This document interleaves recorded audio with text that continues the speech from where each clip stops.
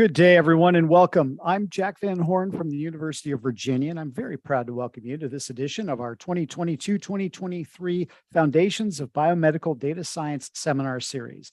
This lecture series is supported by UVA's Integrated Translational Health Institute of Virginia, the UVA Brain Institute, the College of Arts and Sciences, the School of Data Science, and through a grant from the National Institutes of General Medical Sciences.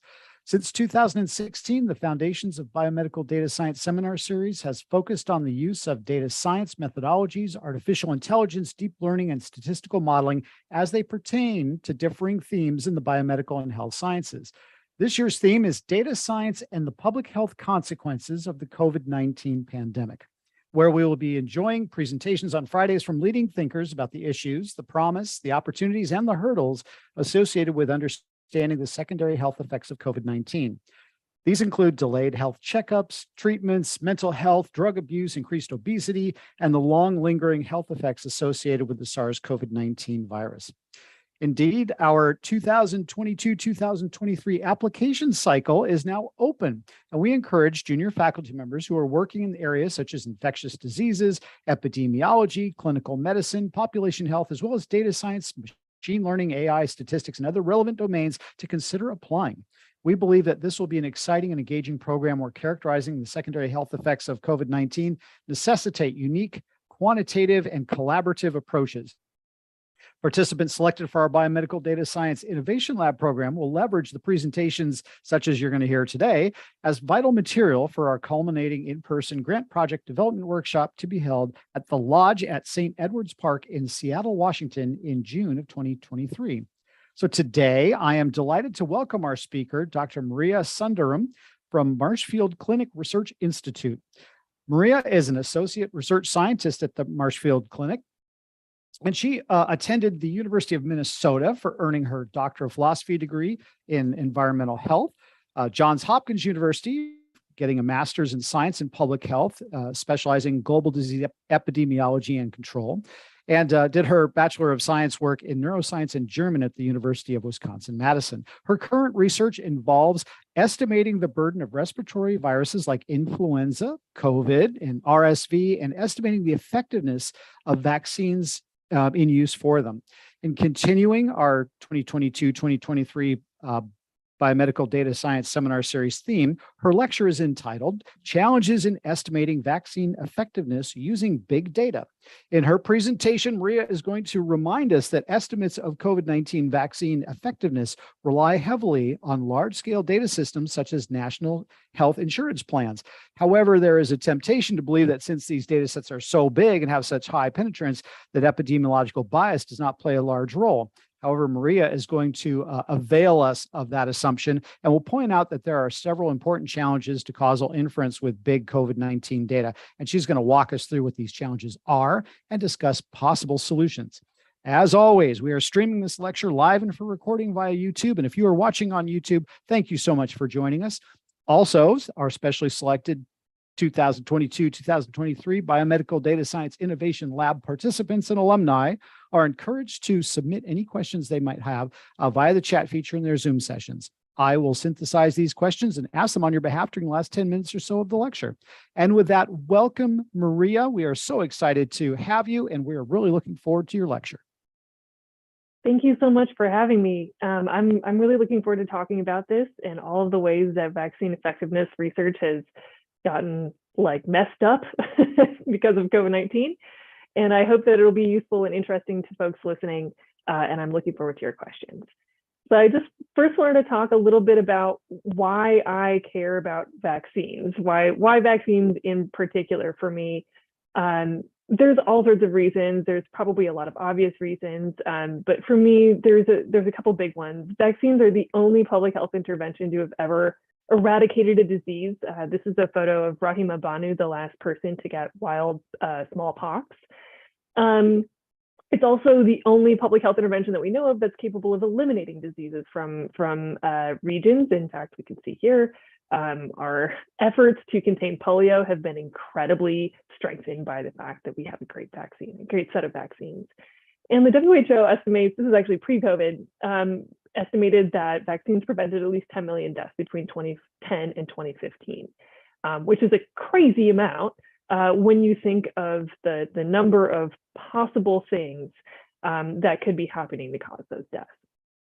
So this is why I think vaccines are so wonderful and important, and I'm sure you don't need to hear more from me on why vaccines are great. We've all kind of lived through an example of why vaccines work over the last couple of years. But there is, of course, like, you know, a little bit of a gap there. And so I want to tell you why not only vaccines. So there's a couple of problems that vaccines can't solve. For example, you know, from the time that you develop this little vaccine in a vial and you've got your syringe to the time that it gets to the person's arm and protects them, there's a lot of intervening factors. There can be waning immunity from the vaccine. There could be a safety signal as well. For example, we saw this for COVID-19 and the J&J vaccine with immune thrombocytopenia. We could see lags or problems in vaccine production. We saw that several times in several different ways throughout the COVID-19 pandemic. And they may actually be in environments where you maybe wouldn't expect. For example, Canada is a great example that at the time did not have in-country vaccine manufacturing capability. Because why would they do that? They can get it from the United States. And then during a global pandemic, a respiratory virus, it actually suddenly becomes really important that we have that capability. And because Canada didn't have that capability, not only were vaccines delayed for the rollout in Canada, but also they wound up taking vaccines out of COVAX earlier than they were supposed to. And so this kind of had global repercussions just because of the fact that they had sold their in-country vaccine manufacturing capability. We've seen also kind of on that same lines, vaccine nationalism and how vaccines get distributed. It's not always directly related to the amount of need or burden that is caused by the infectious disease that it prevents. And along those same lines, vaccine equity, even more in smaller areas than a country, we can see that vaccine equity is really important for a lot of different reasons. As well as vaccine hesitancy. Let's say we solve all those problems and we get the person in the room and we've got the vaccine in the syringe and the person is like, you know what, I'm just not really into it. I don't really like vaccines, it's not really my thing. So that's also a problem. We have to get that person on board and get them excited about getting vaccinated because it's a really great public health intervention. And if they're not on board with that, then all of the work we did doesn't really help us there. So we have plenty of research and work that kind of tries to address those particular different red X's. But luckily for us, like once we get the vaccine in the person, we get some nice data out and then we publish the paper and we have done it. We've like reported the how that vaccine works and it's done, right? Like we don't need to do any more work. Okay, well, obviously that's not true, right? So we have challenges with testing. We have challenges with vaccine equity, as well as ascertainment of whether you got vaccinated and also whether you have COVID-19, for example, not limited to COVID-19. And we also have a lot of different violations of model assumptions and study design requirements that are not being followed because we really don't have control over what's happening kind of in this like nitty-gritty real world scenario where everything is changing from day to day, week to week. And so my goal in talking to you today is not really to solve these problems, these X's, these are way above my pay grade. I just want to give you an idea of like where there might be dragons. And the reason I have a dragon up here is that some of you may know this is probably like an apocryphal story, but there is this idea that when people were making maps way before now, when they didn't know what was out there, one of the practices of map making was to draw a dragon in an area that hadn't been explored. And that was kind of like a note to just be like, well, we don't know what's out here, but it could be dangerous. It could be really bad. It could be a dragon, for example. This might not actually be what map makers really did, but I like the story and I like this illustration. So my like goal here today is just to tell you kind of like, where are some of the dragons? And hopefully that will kind of spark some ideas about like what to do with the data you might already have or how to interpret data that you're seeing reported on. So with that said, vaccine effectiveness. Vaccine effectiveness, a lot of you may know, is calculated by taking a risk ratio or like a relative risk of some kind. And you know, we take it, we've got like 1 minus that, and that's our vaccine effectiveness estimate. So we can evaluate this relative risk almost any way we choose, which is kind of incredible. And so this kind of starts to ask, beg the question, vaccine effectiveness against what? We can look at a lot of different outcomes here. We can look at individual risk against infection or transmission, symptomatic illness, severe illness, illness progression rate, how fast you get really sick versus, hopefully not really sick. And we can also estimate indirect effects of vaccine effectiveness. So VE for unvaccinated individuals in a highly vaccinated population, otherwise maybe referred to as herd immunity or community immunity, or vaccine effectiveness for vaccinated individuals that is beyond what the protection that they would have gotten just from their own vaccine alone, thanks to the fact that everyone around them is vaccinated. And I just want to kind of quote from this paper. This is a Beth Halloran paper from 1999. She really was ahead of the curve on so many of these things. To just, she kind of really makes this really great point that in a lot of vaccine studies, the distinction between infection and disease as an outcome is not actually made. And so when we don't differentiate these protective effects between infection and against disease, we introduce these nonlinear causal pathways. And that could mean that the efficacy that we're measuring is quite different than what we meant to measure. So I'm going to go into that a little bit more in the next couple of slides. But again, this is actually from a different Beth Halloran paper in 1997. So hopefully this is a kind of an illustration of all of the different possible ways you could use models to investigate vaccine effectiveness. We have a couple of different ways that we seem to go back to over and over again because they seem to work for the different environments that we usually see, but in a pandemic, a lot of things kind of fall apart. And so we have to kind of investigate them a little more carefully. So one of the core assumptions of observational vaccine effectiveness estimation is that people are exchangeable. People who do get vaccinated and who don't get vaccinated are exchangeable except for their vaccination status. So another way to say this is they're flip-floppable. They live similar, ideally identical lives, except for the fact that they did or didn't get vaccinated. But people in vaccine effectiveness studies can be different in really important ways. So I'm going to go now into a bunch of stuff about COVID-19, and I just want you to try to keep in mind, it's not necessarily just restricted to COVID-19, the kind of things that I'm talking about. It's just that we have the best data and illustrations for COVID-19. This is a good example of where people who might be taking part in a vaccine effectiveness data set, who might be a member of a vaccine effectiveness data set, are not necessarily exchangeable. So this is in New York City. We can see that there's differences by area in the amount of tests that are available. We can also see that there's almost like a reverse difference in the proportion of positive tests available. We can see that that kind of maps onto socioeconomic status. We can see that it maps onto ethnicity and race. And so now we're kind of seeing like, okay, actually the structure of something that we thought was exchangeable, everyone can get a test, is actually not really the case. And there are some really important structural factors, including socioeconomic factors, that are coming into play here. And that's not just, we're not just talking about testing in a community level. We're talking about testing we're attempting to deliver the test directly to people's homes, but for tests goes a long way in some homes and doesn't go a long way in some other homes. And that is also sort of differential by these socioeconomic and racial ethnic variables.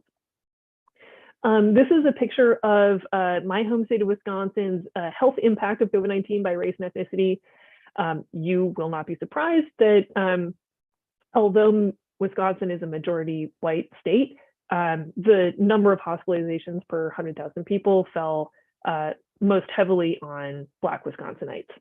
Unfortunately, it's sad that this happened. It's also sad that it's not surprising, but it's an important component of our COVID pandemic shape. And then finally, I want to talk a little bit about vaccine access. So this is actually a map of Toronto, where like the underneath part that's all white is Lake Ontario. So you can see here that, again, these kind of two different heat maps are almost flip-floppable. They're almost like reverse images of each other. On the left, you see COVID-19 hospitalizations. On the right, you see the population that's vaccinated with at least one dose. And this was in April of 2021. And just to kind of like hammer that point home a little bit more, in the upper left, you can see this is a neighborhood of Toronto that's maybe a little bit rougher around the edges. This is like the part of Toronto that Drake raps a lot about. It's the intersection of Jane and Finch. And you can see here, this is a community that could really use a lot more help and money and structure than they currently have. And you can see in particular, they don't have a lot of pharmacies. And there's also challenges in getting people to those pharmacies. And then in the bottom right in this pink area is Mount Pleasant, which is one of the nicer neighborhoods in Toronto. And I'll cop to it and tell you that I also lived in Mount Pleasant when I was a postdoc somehow on my postdoc salary. So you can see the little blue dot right next to this pink square here is pretty close to where I lived. You can see there's 29 pharmacies in this area, as opposed to 6 pharmacies at Jane and Finch. And it's pretty clear that like Mount Pleasant is the sort of folks who are able to work from home, who have a lot of social capital and economic capital, who are able to access care very easily. And this is maybe not the specific neighborhood that needs the vaccines the most, and the most urgently. But because of the underlying structures of Toronto, that's the neighborhood that got the most vaccines up front. And this is mirrored again in Wisconsin vaccination rollout. We see that there is substantial vaccine inequity within our communities. So vaccination, not only is there kind of this like social like underpinning of vaccine inequity and testing inequity, there's also kind of like biological reasons why the vaccine might do different things for different people. So vaccination can induce heterogeneous responses, and the protection might wane or be boosted, based on your underlying immunological condition. You might be protected or unprotected. You might have waning immunity over time, or you might have natural immune boosting after exposure to a wild type virus, a virus that's circulating kind of in your community. Depending on who you are, you might be susceptible to vaccine-mediated protection, the virus might be susceptible to vaccine-mediated protection. That's why it's sad. Or depending on the virus that you get infected with, it might be a variant of concern, and it might escape immune detection or protection based on who you are and what your risk factors are, where you work, the time of the pandemic, where you are, needing to be outside or interacting with people. And there are also, of course, differences in behavior conditional on vaccination status. On the left here, I have people who maybe they've been vaccinated, so now they are feeling great and they want to go out to a rave. On the other hand, there's maybe someone who either is high risk and has been vaccinated or hasn't gotten vaccinated yet, and now they're alone. And both of these people are in orange, just to indicate that like neither of these scenarios is great. I don't want people sitting alone by themselves on a bench. So this is not great. So when I'm really like kind of dig into some of these things, and you might be thinking, well, okay, yeah, like all of these things are true and that's fine, but this is why we put these covariates in regression models. So we put the covariates in the regression models and then we're done. And like that solves the problem. And of course, that's not entirely true, but that is why we put these things in regression models. I want to kind of dig into where that paradigm falls apart a little bit. So there are some times when controlling for things in regression models simply won't work. And a great example of this is when other things are happening at the same time. So when this happens, the functional result is we don't have anyone in our comparison groups. So in a scenario where circulation of pathogen and the vaccination of specific risk groups are consistent over time, we can just measure vaccine effectiveness at different times after vaccination. So we can measure it at 14 days after vaccination or 140 days, and that's fine. But if the circulation of the pathogen is not consistent over time, which is something that we saw for COVID-19, then different measurements of VE at different time points could accidentally coincide with the vaccination of a new risk group. So maybe we've moved on past older adults in care homes and healthcare workers. And now we're starting to vaccinate middle-aged adults. So this is like a completely new, different group with different underlying immunological experiences, repertoires, and functions. And the vaccine might work differently for them. It could also accidentally coincide with the sudden increased transmissibility of a new pathogen or subtype. The changing of other pathogen prevention measures, like for example, maybe throughout the course of this, we now have a directive from the local public health department that we're supposed to cough directly out of the eyeballs of the person sitting next to us on the bus. So anyway, you get the idea. We, as a result of these kind of structural confounding factors, VE can be biased in either direction, towards the null or away from the null. And this actually is very, very challenging because we don't really have a way to change the fact that these things have already happened. Policy has been enacted. We can't turn back time. We don't have a time machine. But wait, there's more. So sometimes controlling for these things we know are confounders, maybe we do have the opportunity to control for them, and there is no kind of structural confounding. We feel like from a time standpoint, things are okay. But when we put that covariate into our regression model, or when we condition on it, it makes everything worse. And I'm going to try to explain a little bit about how this works. It's called collider bias. And I will say collider bias is something that does not come intuitively to me. It probably does come intuitively to some people, but I'm not one of those people. So, okay, let's go through this example. In causal models, a collider is an entity that's caused by more than one factor in the graph. I'm about to illustrate this for you, but if you are a DAG person, just know that a collider is a node that like two edges are going into. So we'll go through this example. Imagine a world where asthma has no relationship to the risk of COVID-19 infection. So underlying truth is asthma is not related to COVID-19, but we don't know that yet. And we want to investigate whether asthma and COVID are related. We're interested in this relationship. We dutifully set up our causal model. Here's our DAG, having asthma, and then we have an arrow, and then identify it as a COVID-19 case. And we want to identify this arrow here. We want to quantify that.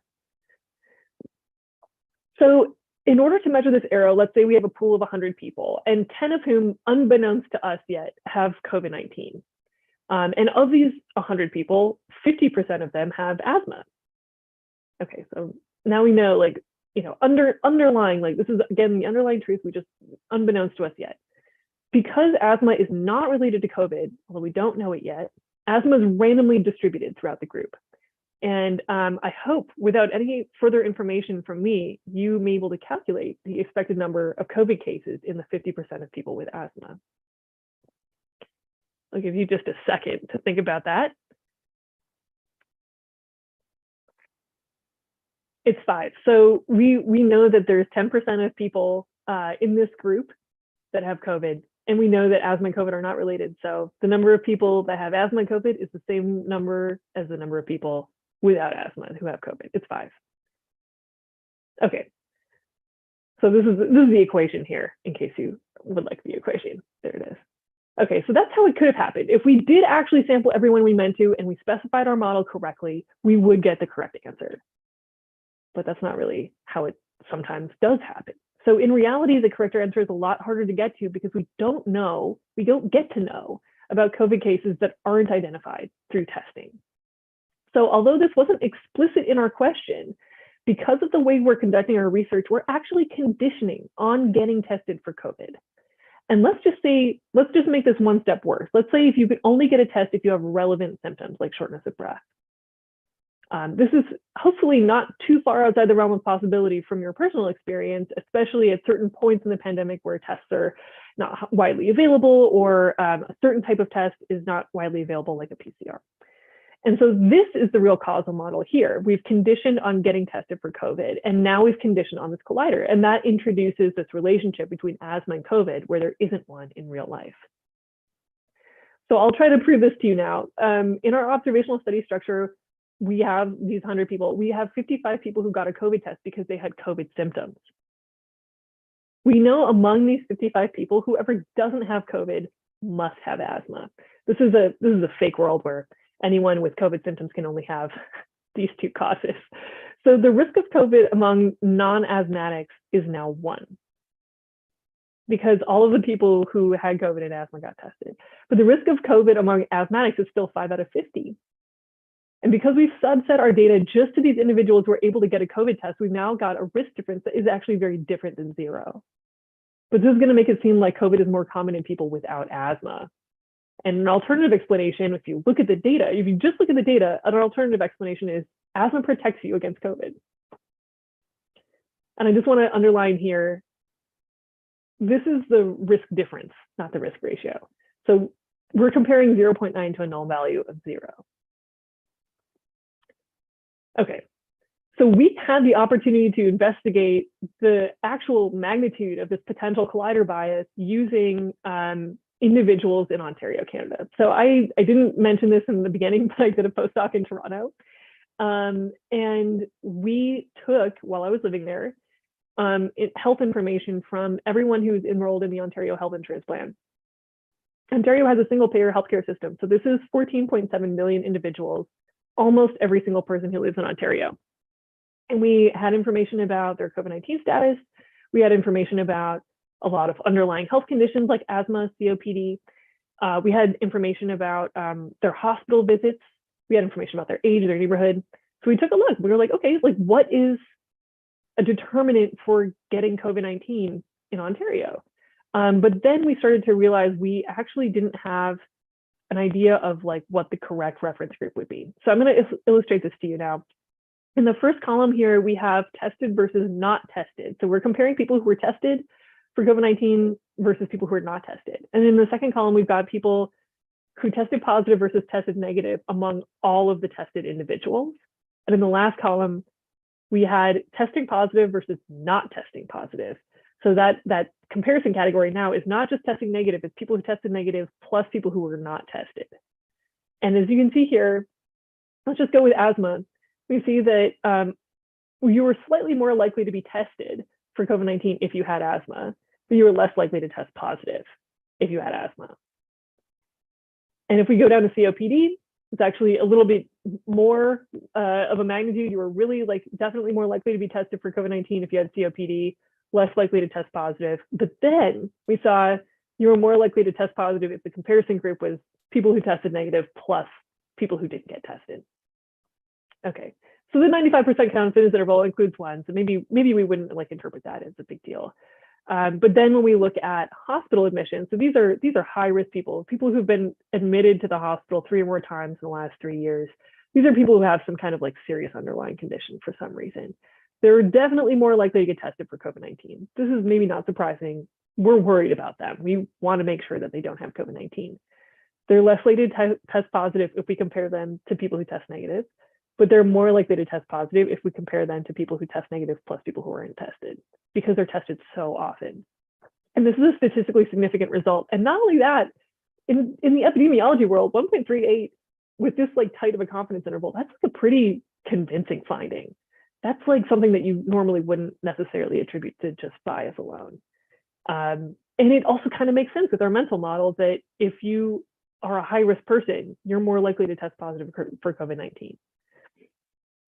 And I'll kind of like, again, illustrate this by age group. So in the tested versus not tested category, you're less likely to be tested if you're younger. In general, the older you get, the more likely you are to be tested, although it's not necessarily a strictly linear relationship. And let's look at these 85 and up-year-olds. You are incredibly more likely to be tested for COVID-19. And then you're more likely to test positive in either scenario, depending on which comparison group you have. But the values for these differ by an incredible amount, just a huge magnitude of difference depending on your comparison group. And so this leads to challenges in interpretation. The extraordinarily challenging thing here is that there's also biological reasons why, for example, asthma might protect against COVID-19. And of course, conversely, there's also biological reasons why people with asthma would conceivably have a worse time with COVID-19. And I can tell you from experience that was what happened with me. And so this really serves to completely muddy the waters of causal inference. And we have papers that are like, well, maybe it's better if you have asthma. Maybe it is protective. So this is extraordinarily challenging, right? Because this could be due to collider bias, but it could also be a real biological finding. And beyond the challenges of controlling for confounders in regression models, I hope this illustrates that there are some pitfalls in not really knowing who's in your study population. Because this is kind of what it comes back to, right? Like, who are these people who have asthma? Are they like a 36-year-old who has exercise-induced asthma because she's living a very sedentary lifestyle after COVID? Or is this like a 75-year-old person who's had lifelong severe asthma? There is differences here, right? Not knowing who is in our population can happen really easily in scenarios when we want an answer quickly. We want the answer to be based on a large number of people who are just living their lives or not in a clinical trial. It's challenging when our academic structures don't reward community-based participatory research or long-term engagement with the communities that we study, although that's a whole other presentation for a different day. And it's relatively easy and fast to use administrative data. I'm not saying it's easy and fast. I'm saying it's relatively easy and fast compared to a prospective cohort study or a clinical trial. We've got the data already. Let's just use it. So one of these pitfalls of not knowing your population is something called the healthy vaccinee effect. So in this particular scenario, individuals who get vaccinated are more able, they're more mobile, they're more likely to access care. And you can kind of think back to the picture I showed you of the different Toronto neighborhoods, Jane and Finch versus Mount Pleasant. These people who do get access to the vaccine may be healthier at baseline, and they therefore might be less likely to get the disease in question separately from their vaccination status. So being healthy before vaccination is kind of confounding the relationship between receiving a vaccine and getting infected. And this actually biases the VE away from the null, and it makes it look like the vaccine works better than it does. However, in a different scenario, which also might be happening simultaneously, we might prioritize the vaccine first to older adults and other individuals at high risk of the disease in question. And in this case, being unhealthy before vaccination affects both your likelihood to receive a vaccine and your likelihood of getting infected. So you can see how this would also bias VE. And then we have an additional sort of like potential unhealthy vaccinee effect. What if the vaccine series is more than one dose? So those who make it to 2 doses might actually be healthier than those who get infected before the second dose or unfortunately die before the second dose. So does this mean that dose 1 presents a higher infection risk compared to dose 2? Pretty clearly not, but that's kind of what it looks like when you look at the data. And so both of these are going to bias VE towards the null, make it look like the vaccine doesn't work as well as it actually does. So it's becoming more obvious that in addition to age, high-risk health status, calendar time, and sex, these are kind of the usual suspect confounders of respiratory virus transmission studies. We should probably also add healthcare seeking behavior to the list. Because we want to know, like, who are these high-risk people that are always kind of coming in and needing care. And I'll also just take a moment to acknowledge that I'm using the word behavior, but there's all sorts of structural factors that go into whether someone is able or whether it's feasible to seek care at a particular time and in a particular space. So using a specific study design, which is called the test negative design, we can try to account for some of the differential healthcare seeking between cases and non-cases. And that's actually what the main benefit of the test negative design is, to try to account for this healthcare seeking behavior. And I'm just going to explain a little bit how the test negative design works. You've got a cohort of people. These people are living in your community throughout the course of a winter respiratory virus season, or some other kind of like, season of an illness that is preventable by a vaccine. So these people are vaccinated and some of them are not vaccinated. And a subset will come in to your clinic, your study clinic, or just maybe your hospital clinic. And they'll say, you know what, I have a respiratory virus. I have a respiratory infection, let's say. And they'll have all of the symptoms that maybe make you think that they could have the disease that you're interested in question. So they get pathogen tested by PCR. We find out their vaccination history through their medical record, and then we get some other demographic information from them, either from the medical record or we ask them directly. Some of these people will turn out to be pathogen negative, and those people are test negative people. And the other group of people will turn out to be pathogen positive, and those are test positive people. And now we just have to compare those people using an odds ratio, and we calculate the VE using that odds ratio. I just want to actually note here for terminology, in case anyone has heard these terms before, sometimes this is referred to as a case control test negative design study. And in fact, this design actually doesn't have much in common with the typical case control study. Another way to think about this might be a cohort study where everyone who doesn't have the clinical case definition gets ignored. Sorry, I'm going to blow my nose real quick. Okay. There is an important similarity, however, for the test negative design to case control studies, and that's that selection in a test negative study is based on the outcome, just like in a regular case control study.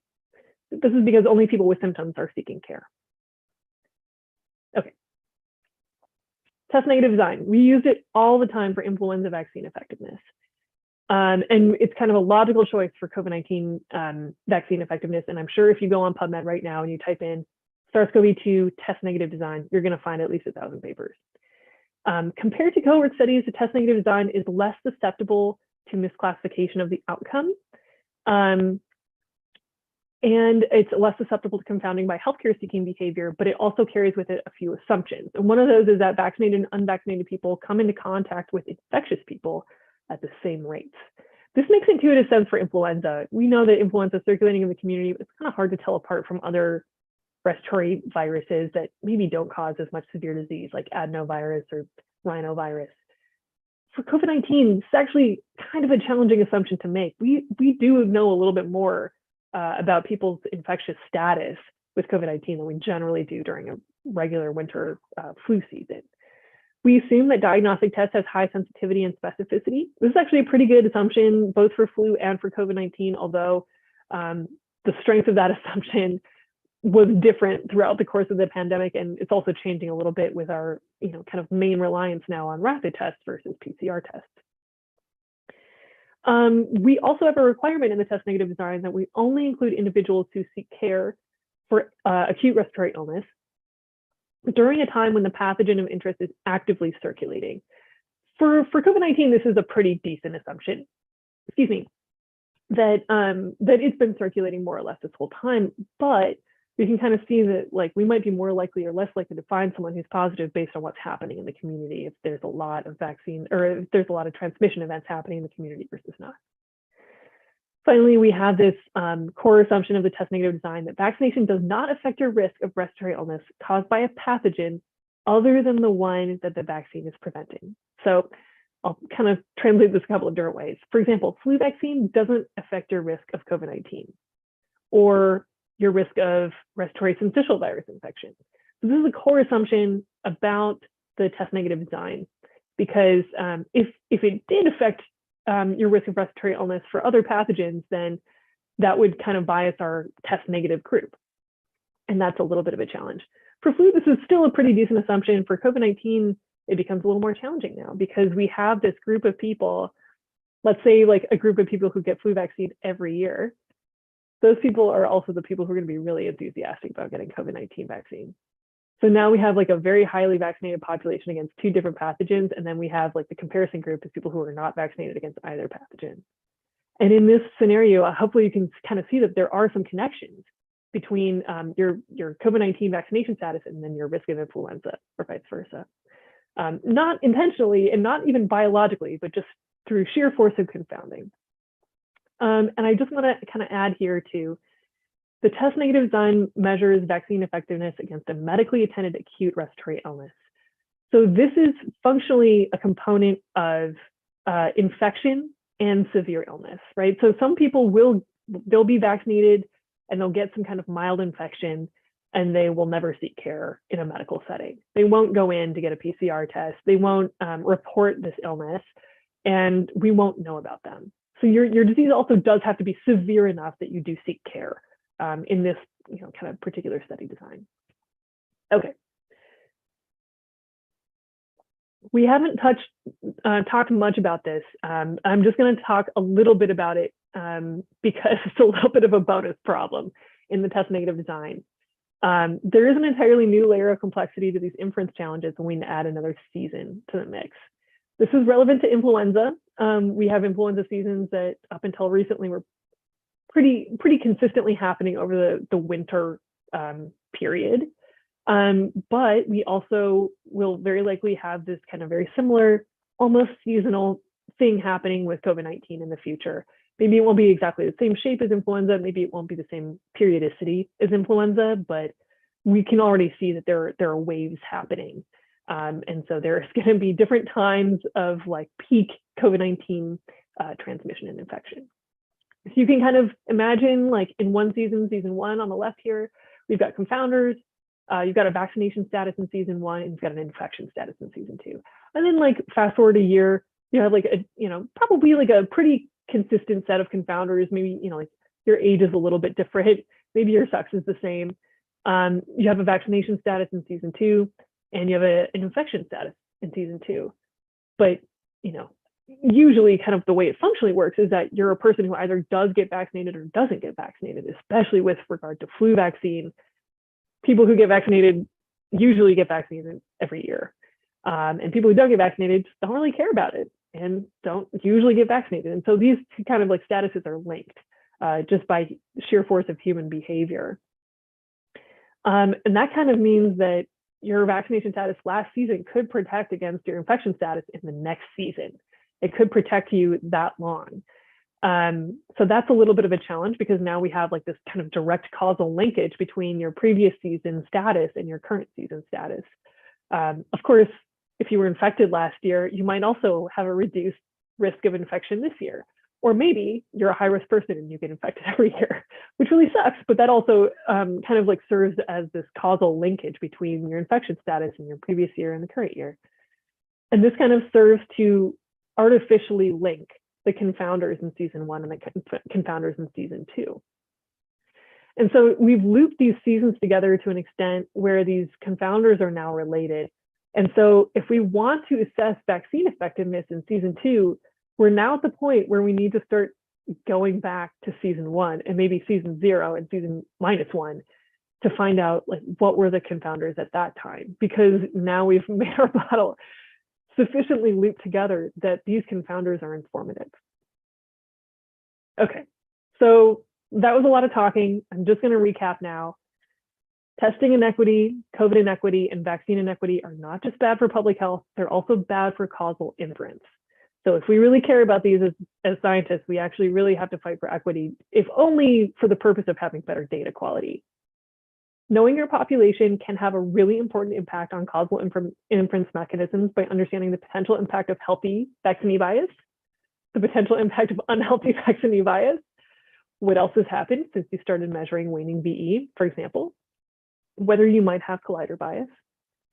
And COVID-19 breaks many of the rules very inconveniently with regard to exchangeability between the tested and untested people and the vaccinated and unvaccinated people, healthcare seeking behavior in general, and your risk of exposure over time. So this is, if I were John Oliver, this is where I give you like a very nice, neat solution to these causal inference problems, and I'd encourage you to strongly to like always do this thing, or I'd give you like a cool hashtag to tweet. And I don't have that because, much to everyone's disappointment, including my own, I'm not John Oliver. So the magical answer to solving these problems for those of us who are currently trying to estimate COVID-19 VE is to spend a lot of time thinking carefully about the models we've specified, but how they may accurately or inaccurately describe both our population and the questions we'd like to answer. And for those of us who are attempting to interpret COVID-19 VE estimates, I hope this presentation has kind of illustrated the importance of carefully reading the methods and the discussion sections of papers. And maybe it even helps to explain why there is variability in VE estimates for the same vaccine in different places or at different times or in different groups. So with that, I just want to send a thank you out to many of the wonderful people that have done the science that's kind of contained within this presentation, including Ed Belongia, my boss at Marshfield Clinic, as well as many wonderful colleagues and mentors. So I'll stop talking, and I think hopefully now it'll be time for questions. Hopefully you guys have some questions that you can challenge me with, and we can talk about test negative design and COVID-19 and big data. Maria, I think you're giving John Oliver a run for his money here. He should look out for his job. Thank you so much for what a fantastic presentation. I've got so many questions. You talked about vaccine nationalism and equity and a number of different factors which influence some of this kind of work. I also, couldn't help but notice back in when the vaccines were coming out that you had the Moderna virus, you had the Pfizer, the Pfizer vaccine, you had several other contenders, and those were just within the U.S. and then at other places around the world. And I'm curious that we talk about the vaccine as if it's like with a capital V, but there was vaccines, and I'm curious about like how some of this modeling has to take into account not that you just got vaccinated, but by what vaccine you were inoculated with. Yeah, you bring up a really excellent point that I didn't touch on at all. And there's actually a couple of different reasons why that's super complex. One of them is age specific or kind of high risk specific recommendations for different vaccines. For example, in the US now, you can't get the J&J unless you're 18 or over, and you kind of would not otherwise receive a vaccine because the US is kind of trying to prefer mRNA vaccines.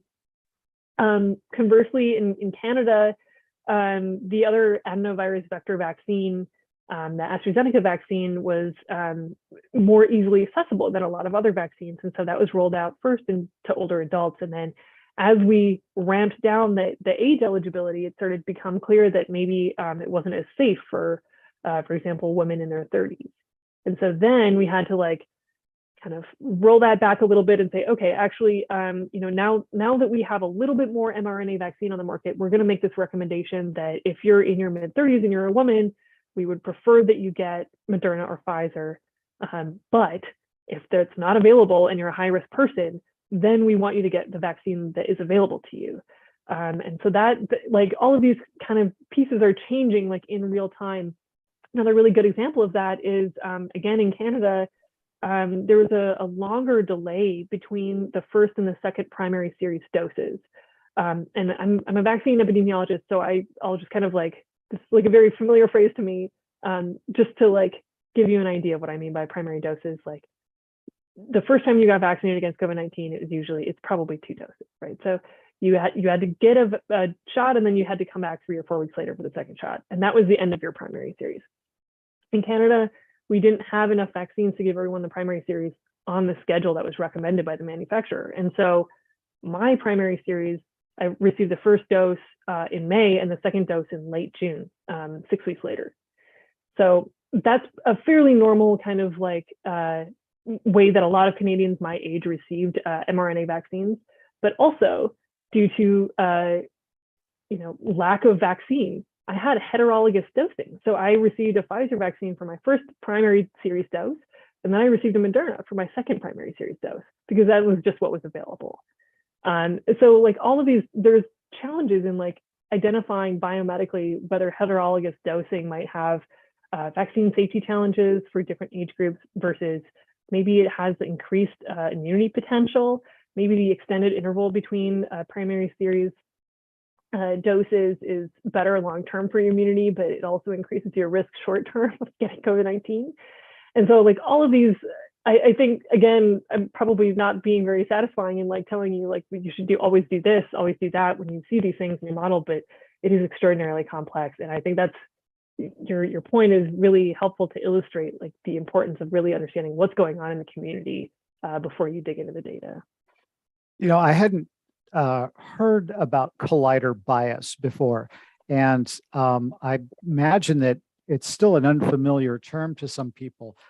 How did you first kind of encounter instances where this is going on, and is this something that is well recognized within the epidemiological community? Because I'm not really sure that data scientists, as a species, necessarily attend to things like collider bias.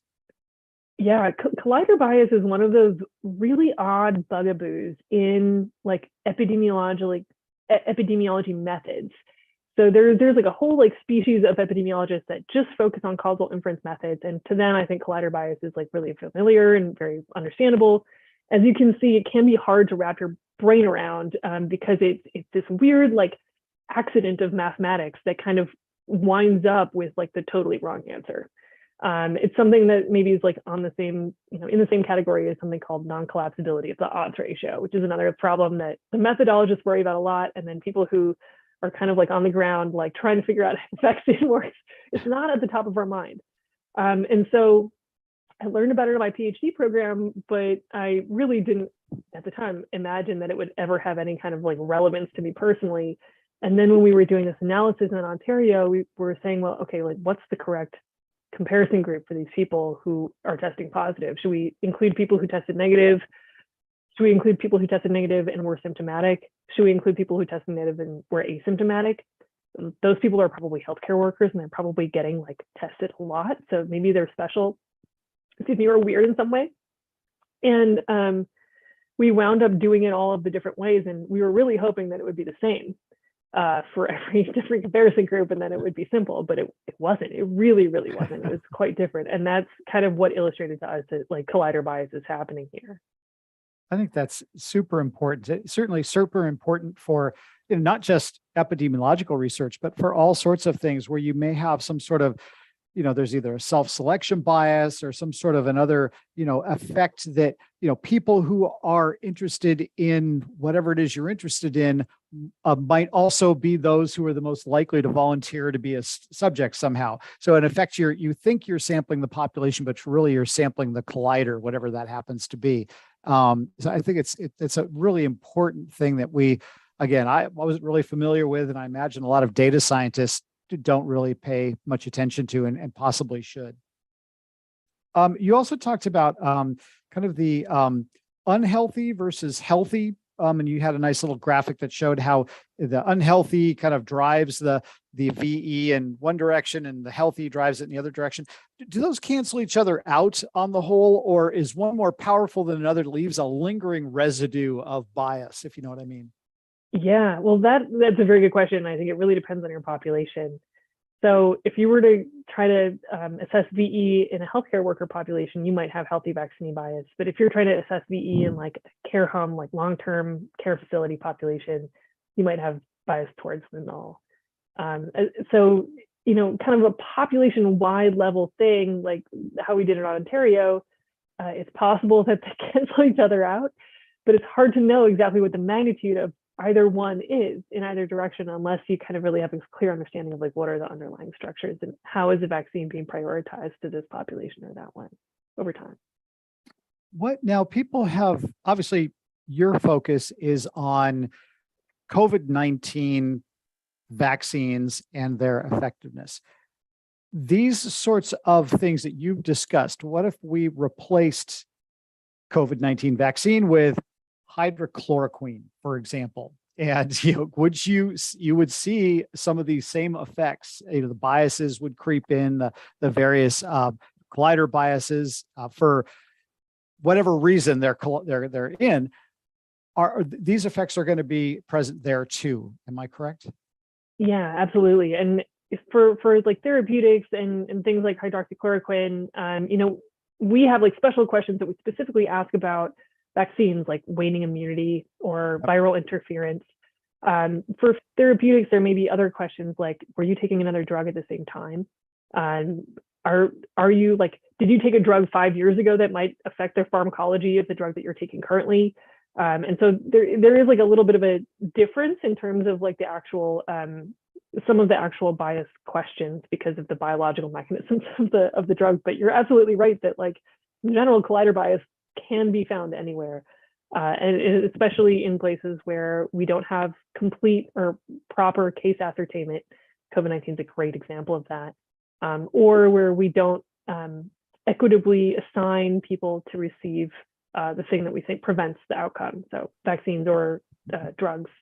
Evusheld is actually a pretty good example of that, where we feel like it works, but maybe it doesn't work as well against Omicron. And so we're continuing to provide it in certain scenarios, but there's differences in providing practices, and then it's changing over time too with the emergence of Omicron variants. And so that also like kind of adds again like a layer of complexity that not necessarily like at the top of our minds when we're designing a study to assess these things. Can you comment on any other things that people who are data scientists or who are attempting to, say, take data from a national repository or some large, place where they could get access to this? What are some modeling techniques, some additional things that people need to be aware of who are data scientists, who are usually just, we're going to apply machine learning and machines are going to sort it all out? What are some of the, again, there be dragons, provisions and provisos they need to be aware of? Yeah, well, that's a very good question. I have a couple of thoughts, like things that I would prefer to do, but I'm curious if anyone else has in the chat or online or whatever has like thoughts of, stuff that would be best practices. So one of the first things that I usually do is to do things a couple of different ways and see if I get the same answer. And if I don't get the same answer, I start to think, well, okay, maybe there's something weird happening here. And that's what happened in the Ontario data. And that's kind of how we were like, oh, actually, there's maybe some collider bias happening. One of the ways that you could try to find out whether the assumptions of the test negative design are held, for example, if you wanted to use that study design, is that you could analyze the data a different way. You could use like a Cox proportional hazards model, or you could use something that's not a GLM and see if you get a relatively similar VE estimate. And if you don't, then that's a sign that some of the assumptions of at least one of your models has been violated, right? Because in theory, there's only one underlying truth. And in theory, you've built your model to estimate that underlying truth. So if it's different than the truth, if they're different from each other, then one of them is different than the truth. Maybe both of them are. And then you have to figure out like it's different than the truth, either because I've not specified my model correctly or because one of the assumptions is broken. So that's kind of like why I generally tend to do that. But I think like even more than that for me, and this is partly because I'm an academic who's like a big procrastinator and also a curious person. I really like to delve into like, actually, what does this data mean?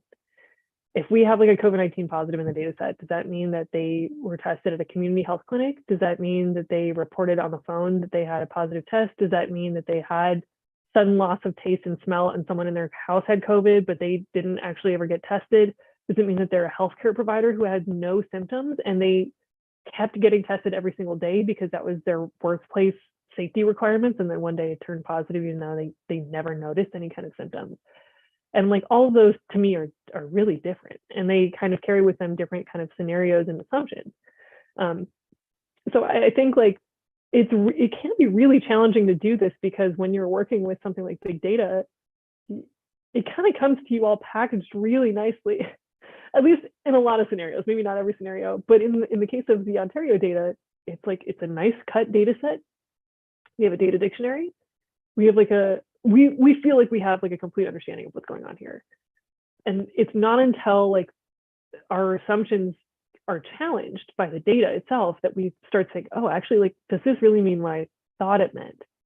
And I think that's where it gets into the importance of like, you really actually, it is worthwhile to find out what that variable really means, like deep down.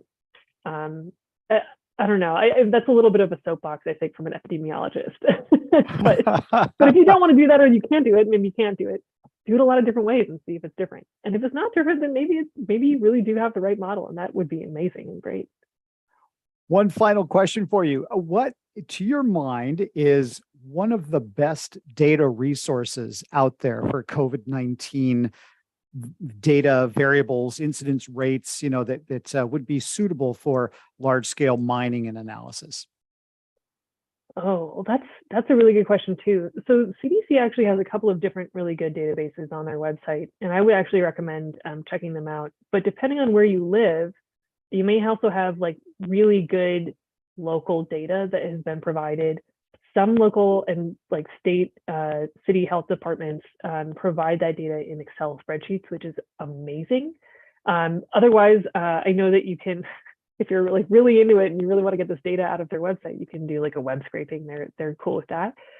Some states do wastewater surveillance, and they have the wastewater surveillance results also posted on their website in a really nice and that is really big data, because that's like they sample wastewater treatment facilities like with some kind of frequency every week, and depending on like the size of the testing program, it might be like every wastewater treatment facility in the state over time. So that's something that is like very interesting, I think, to dig into. And you might find something really cool or like very odd there, which I think maybe those are synonymous. But yeah, that's what I would do. I mean, the other, if you have a connection with like the hospital or the like university health system, they will also have a lot of data, and it's possible that they have so much data that they need someone to analyze it, and maybe you could play that role. So yeah, I would actually I would take a quick look first on the CDC website. They've got a couple of really cool data sets for the circulating variants and for just the number of cases per day per public health unit. That's fantastic. Well, Maria, thank you so much. That was a very fascinating and engaging talk. I really enjoyed that. I hope that our kind of listeners did as well. I want to thank you again. And I want to thank everybody who joined us both here in Zoom as well as out on YouTube. I do encourage you to apply for our Biomedical Data Science Innovation Lab event coming up. And the deadline for applications is January 8th. So please consider doing that if you're a junior faculty interested in COVID-19, the secondary health effects, and the role that data science can play. We'd love to entertain your materials. In the meantime, everyone have a wonderful weekend, and we'll see you next week. Thank